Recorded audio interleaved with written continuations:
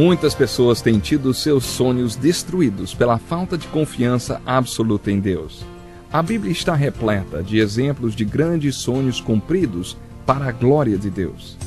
Encontro com a Palavra é um programa escrito pelo Dr. Dick Woodward e narrado por Pastor Edson Bruno. Ouça e descubra verdades que lhe ajudarão no seu dia a dia. Com você, Pastor Edson Bruno.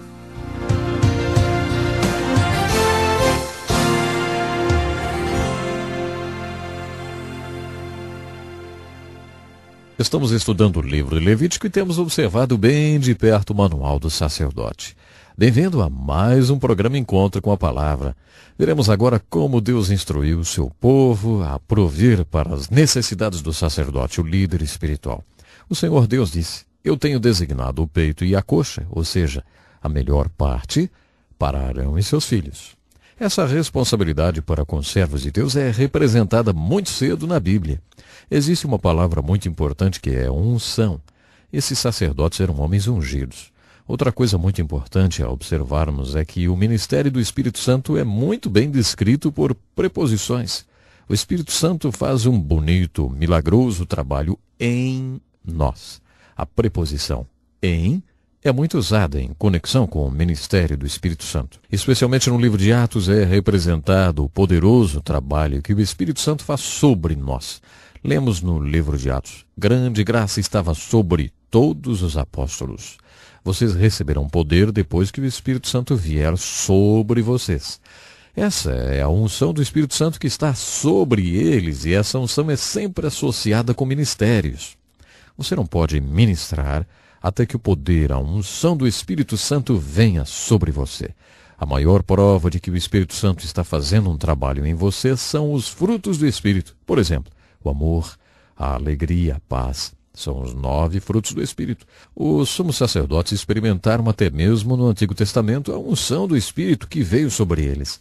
Portanto, esse não é um conceito apenas do Velho Testamento ou do Novo Testamento. Não, é de toda a Bíblia, tanto do Velho como do Novo Testamento. Esses sacerdotes foram homens ungidos e, para ilustrar esse fato, o sangue do sacrifício era colocado nas orelhas, nas mãos e nos dedos do pé direito do sacerdote. Este é um simbolismo muito bonito. Isso dizia para o sacerdote: olha, você é um homem santo. Você está liderando o povo para serem também santos. Você não é um homem comum. Você foi chamado para ser ungido, para ser santo. E tudo que você ouve deve ser ungido pelo Espírito Santo. Isso não seria surpreendente hoje, já que há tanto lixo que ouvimos nesses dias. O homem santo de Deus não deveria ouvir nada que não fosse ungido pelo Espírito Santo. Este realmente era o grande desafio. E olha que eles não tinham tanta leitura como nós temos hoje, hein? Não tinham tanta coisa para ver, não? Muitas pessoas nem eram alfabetizadas. Então a ênfase toda era em ouvir a palavra. Mas tudo que ouvissem deveria ser ungido, a palavra de Deus e tudo mais. Em aplicação para nós hoje é que tudo que vemos ou ouvimos deve ser ungido. Já pensou nessa era de poderosas redes de comunicação, hein? Bom, as mãos falam de unção. Tudo que as mãos fizessem deveriam também ser ungidos. Os pés falam de ir, de caminhar, e onde aqueles pés fossem deveriam ser ungidos por Deus. Esse, sem dúvida, é um simbolismo muito maravilhoso. Todo lugar que vamos e o que fazemos deve ser ungido. No livro de Levítico temos também uma bela ilustração sobre o que nos referimos antes, quando dissemos que Moisés escreveu sobre Jesus no livro da lei. No Novo Testamento, quando Jesus curava um leproso, ele sempre dizia: vai e se apresente para o sacerdote. Por que ele fez isso? Porque no livro de Levítico nós encontramos essa instrução. Os leprosos eram um tremendo problema para eles. A lepra era contagiosa, então o leproso era discriminado. A vida de um leproso era absolutamente patética. Mas suponhamos que um leproso tivesse sido curado, o que não era provável no Antigo Testamento. Mas era possível, pois aconteceu com Naamã, o leproso. Afinal, Deus sempre pôde curar. E ele fez isso no Antigo Testamento e no Novo Testamento através de Jesus. Então, como estávamos dizendo, Deus, através de Moisés, fez a provisão para a cura de um leproso. Enquanto ele tivesse a lepra, ele teria que gritar quando passava perto de uma pessoa: sujo, sujo! e ninguém poderia vir para perto dele. Aliás, todos corriam para longe dele. Imagine a solidão de um leproso e a vida horrível que eles levavam. Mas suponhamos que um leproso havia sido curado. Ele não poderia simplesmente voltar para casa e começar uma vida normal na sociedade antes de se apresentar ao sacerdote.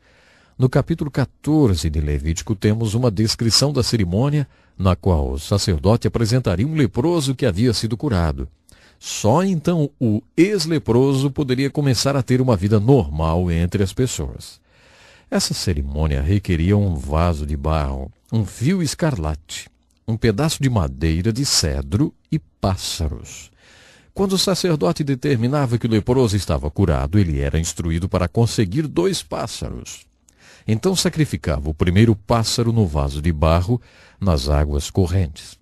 Após isso apanhava a ave viva, o pau de cedro e o fio escarlate, e os molhava com a ave viva no sangue da que foi degolada sobre as águas correntes. Então se espargia este sangue 7 vezes sobre aquele que era o leproso, e só aí o declarava limpo. Após isso, soltava a ave viva sobre o campo. Isso pode ser um pouco repulsivo para você, mas pense bem, Deus nos deu um bonito simbolismo com esta cerimônia. Depois de colocar o segundo pássaro no sangue o sangue daquele que tinha sido morto junto com o fio de escarlate, ele era libertado e voava livre pelo campo aberto. O que você acha que isso estava simbolizando? Obviamente, esta cerimônia é uma das mais bonitas alegorias do Evangelho de Jesus Cristo no livro de Levítico. Primeiro de tudo, existem muitas aplicações neste sacrifício especial do leproso. A água nos fala do fato que o leproso foi limpo de sua lepra. O pedaço de madeira de cedro que não apodrecia representava o fato de que o sacerdote cria que nunca mais a carne daquele leproso ficaria novamente com lepra. Quando o segundo pássaro era liberto para voar no campo aberto, isso significava que o leproso estava livre do estado de quarentena para viver livremente entre o seu povo. Em adição a esta aplicação para o leproso, podemos ver a óbvia aplicação aqui para o Evangelho de Jesus Cristo. O vaso aberto nos fala da encarnação de Jesus. Deus se tornou um homem. Ele tomou para si um corpo, um vaso terreno, e então veio a este mundo para morrer em uma cruz de madeira por nossos pecados. Este pássaro sacrificado no vaso de barro é um retrato maravilhoso da encarnação e da crucificação de Jesus Cristo.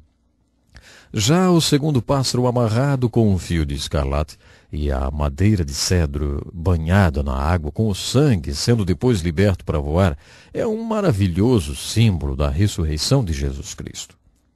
Há 2 fatores que predominam no Evangelho de acordo com o Novo Testamento. É a morte e a ressurreição de Jesus. A morte de Jesus é somente metade do Evangelho. Muitos acreditam na morte de Jesus, mas a sua ressurreição é a outra metade. A morte de Jesus nos fala como podemos ser perdoados. A ressurreição de Jesus nos fala como podemos ter comunhão com Jesus Cristo. Estes 2 fatos importantíssimos do Evangelho são retratados nesta cerimônia de purificação do leproso no livro de Levítico, capítulo 14. Nos últimos capítulos de Levítico, nós encontramos a magnífica pregação de Moisés. Também encontramos isto no final de Deuteronômio. Deus diz: se obedecerdes os meus mandamentos, eu vos darei chuva no tempo certo. A terra dará o seu produto e a árvore do campo dará o seu fruto. Comereis o vosso pão a fartar e habitareis seguros na vossa terra. Também darei paz na terra e dormireis seguros. Farei desaparecer os animais nocivos da terra, e pela vossa terra não passará espada. 5 de vós perseguirão uns 100, e 100 de vós perseguirão 10.000, e os vossos inimigos cairão diante de vós. Eu andarei no meio de vós, e eu serei o vosso Deus, e vós sereis o meu povo. Isso está em Levítico 26. Este é um exemplo da pregação de Moisés, a qual é uma exortação à obediência. Aqui, ele descreve as bênçãos que o povo poderia receber se andasse em obediência. Então, a seguir, nós temos a tremenda pregação de Moisés. Mas se vocês não derem ouvidos à minha voz e não obedecerem os meus mandamentos, então eu porei sobre vós o terror e o pânico. Febre ardente e tuberculose vos consumirão. Semeareis em vão a semente e os vossos inimigos a comerão. porei a minha face contra vós e sereis feridos diante de vossos inimigos. E se andares contrariamente para comigo e não me quiseres ouvir, trarei praga 7 vezes mais conforme os vossos pecados, e porei a minha face contra vós, e sereis feridos diante de vossos inimigos, tornando-se seus escravos. Aqui podemos ver uma profecia de bênçãos e uma profunda exortação. Deus está predizendo aqui o que realmente aconteceu com o povo de Israel. Vemos isso se cumprindo através de toda a história do Antigo Testamento. Quando o povo obedecia a palavra de Deus, eles tinham a bênção de Deus. Quando eles andavam em obediência a Deus, miraculosamente o povo de Israel vencia a batalha contra seus inimigos. E assim foi. Quando o povo de Israel não obedecia, eles eram levados ao cativeiro e sofriam. Vemos todas essas leis do livro de Levítico exatamente porque o Senhor Deus queria que seu povo fosse santo. Muitas dessas leis eram como se fossem leis dietéticas ou diet. Nos dias de hoje, as pessoas estão mais conscientes sobre nutrição. E se você observar esta questão, então vai realmente apreciar essas leis. Um médico chamado Dr. Macmillan escreveu um bonito livro que se intitula Nenhuma Dessas Doenças. O Dr. Macmillan mostra que se Moisés não teve uma revelação especial, então ele escavou a ciência médica centenas e centenas de anos à sua frente. Moisés sabia sobre a esterilização, sobre os cuidados especiais para se tocar uma pessoa doente ou uma pessoa morta. O Dr. Macmillan utiliza muitas ilustrações de Moisés no seu livro. No livro de Êxodo, Moisés diz que o povo de Israel não teria nenhuma doença se realmente obedecesse aquelas leis especiais. Veja como Deus é incrível, não? Você também descobrirá no livro de Êxodo que certas coisas eram proibidas, como, por exemplo, o homossexualismo. O homossexualismo tem sido sempre proibido nas Escrituras. Na minha opinião, o homossexualismo é proibido porque o banquete de consequências não é nada bom. O estilo de vida do homossexual não é bom e nem feliz como eles gostariam que fosse, ou como eles gostariam que você pensasse. A homossexualidade não se ajusta ao plano de Deus para se ter casais e pais que venham gerar outros casais e pais. 2 pessoas homossexuais podem conhecer as necessidades um do outro, mas jamais vão se igualar a uma família. Moisés é muito claro e direto. Ele condena fortemente a homossexualidade. No livro de Levítico, Moisés também condena fortemente a feitiçaria e outras coisas mais. A lei de Moisés era severa, porque Deus queria que o povo judeu fosse um povo santo.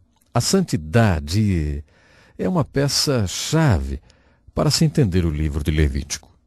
Eu espero sinceramente que essa introdução e avaliação do livro de Levítico lhe ajude a ler e entender esse precioso livro, e que você possa ser grandemente abençoado por esse livro. Lembre que o livro de Levítico era o manual do sacerdote, que lhe mostrava como ser santo e ungido para ensinar o povo de Deus a ser santo. Sede santos, porque eu, o Senhor, sou santo, diz o Senhor dos Exércitos. Essa é a mensagem do livro de Levítico para você e também para mim. Pense nisso e até o nosso próximo programa. Que lição importantíssima. Obrigado, Pastor Edson Bruno. Prezado ouvinte, coloque em prática o que você ouviu aqui. Sem dúvida, sua vida será grandemente abençoada. Este é um estudo escrito pelo Dr. Dick Woodward, na voz do Pastor Edson Bruno. Escreva-nos e solicite o material. Nosso endereço é Encontro com a Palavra, Caixa Postal 2011, CEP 89201-970, Joinville, Santa Catarina. Até o nosso próximo encontro com a Palavra.